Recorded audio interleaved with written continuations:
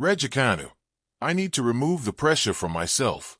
Emma Raducanu is not arriving in the best possible conditions for the 2026 Australian Open, and she is aware of that. The British tennis player entered the new season after more than 3 months without competing due to a foot injury, which is why she is approaching the first Grand Slam of the year with caution. The end of 2025 was tough because I had a foot injury that prevented me from playing.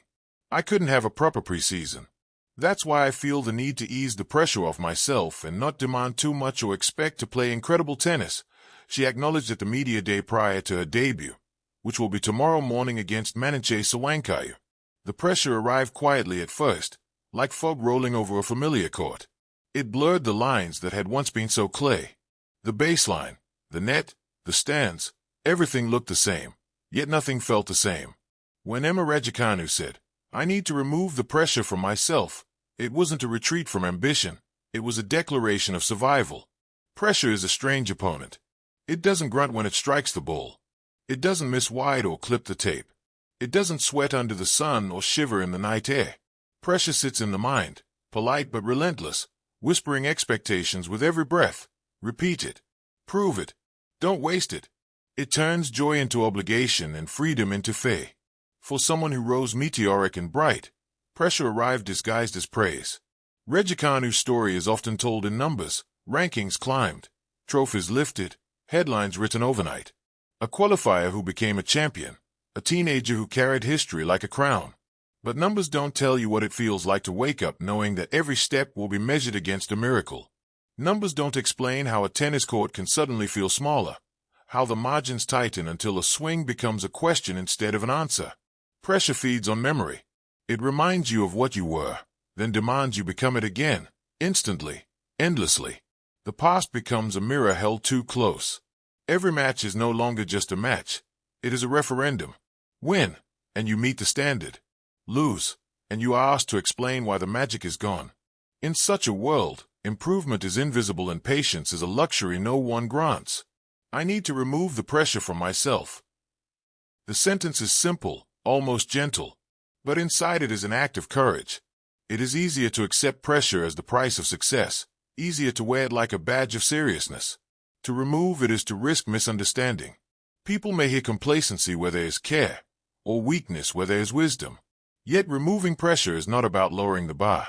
It is about changing who holds it. Pressure often comes from love, from fans who believe, from families who support, from a country hungry for heroes. But love, when filtered through expectation, can become heavy. The body remembers what the mind tries to ignore. Muscles tighten. Breathing shortens. Decisions hesitate. The game, once played with instinct, becomes a negotiation. Is this the right shot? What will they say if it fails? In that pause, the point is already lost. To remove pressure is to return to the beginning, not the beginning of fame, but the beginning of feeling. The quiet courts. The sound of a clean strike. The rhythm of movement without an audience counting errors. It is remembering that tennis is not a verdict but a conversation between effort and chance. Some days it answers kindly. Other days it does not. Neither day defines a life. Raducanu's words suggest a shift from performance to process. Pressure thrives on outcomes, the win, the ranking, the narrative. Process thrives on presence, the footwork, the timing, the breath before the serve. Pressure says, you must. Process says, you can. One drains. The other sustains. There is also a deeper truth beneath a statement. Pressure is often self-authored. It is built from comparisons, from internal scoreboards, from the fear of being found out. To remove it requires honesty. It requires admitting vulnerability in a culture that applauds invincibility. It means saying, I am allowed to learn in public. I am allowed to grow slowly. I am allowed to be human. In sport, especially at the highest level, humanity is often edited out. Athletes become symbols, shortcuts for national pride or commercial promise. They are described as machines, as mental giants, as products of discipline alone. But the machine metaphor fails when it meets emotion. Humans are not designed to be flawless. They are designed to adapt. Removing pressure is an act of adaptation. There is beauty in watching an athlete reclaim space within themselves. The shoulders drop. The swing lengthens. Risk returns, not reckless risk, but honest risk, the kind that says, I trust my work. When pressure loosens its grip, mistakes lose their menace. They become information again. A long forehand is not a flaw in character. It is a technical note. Growth resumes. Raducanu's journey, then, becomes larger than tennis. It echoes the quiet battles many fight beyond the stadium lights. Students chasing expectations. Professionals living inside job titles. Creatives measuring worth by applause.